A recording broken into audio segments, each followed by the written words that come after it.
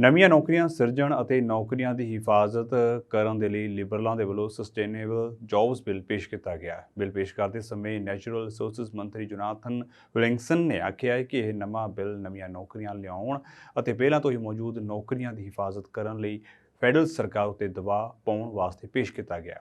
ਇਸ ਤੋਂ ਇਹ ਸਿੱਧ ਹੁੰਦਾ ਹੈ ਕਿ ਕਲੀਨ ਐਨਰਜੀ ਅਰਥਚਾਰੇ ਵੱਲ ਮੁਹਾਰ ਪਹਿਲਾਂ ਹੀ ਮੁੜ ਚੁੱਕੀ ਹੈ। Global financial markets are driving many of these changes, with investors looking to steer away from investments that are not consistent with a low-carbon future and towards those that are.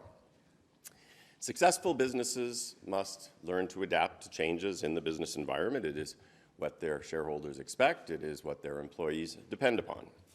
Governments are no different. To effectively serve their citizens, they must also respond to changing circumstances and then take decisive actions. The economic future of Canadians depends on us making smart choices about how we move forward.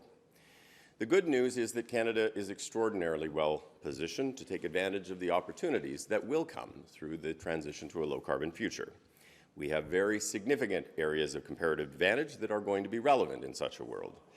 It is up to us to make the smartest possible choices. Canada can choose to be a leader in the context of moving forward, or we can effectively stick our heads in the sand and decide that we will let the world pass us by.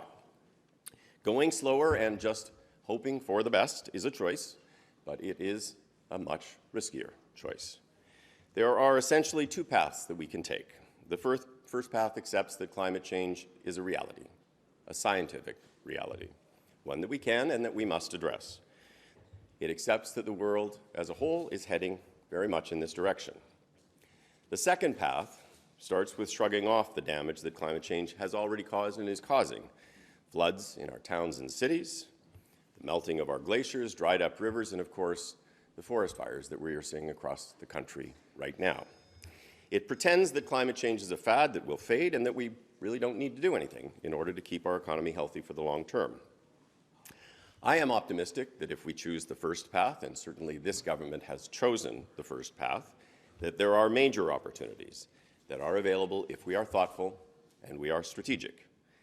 I am concerned that if Canada were to adopt the second path, it would not only harm our environment, but it would mean we would lose competitiveness economically.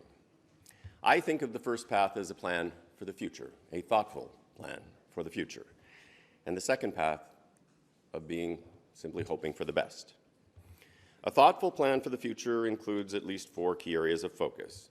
Firstly, seizing those types of economic opportunities that are presented by this shift to net zero: hydrogen, critical minerals, renewable energies, small modular reactors, a whole range of opportunities that exist for Canada. Secondly, a thoughtful approach to ensuring the competitiveness of Canada's conventional energy in a low-carbon world. Thirdly, a commitment to deploy a clean, reliable and affordable electricity grid that can provide the power required to reduce emissions and to enable economic prosperity.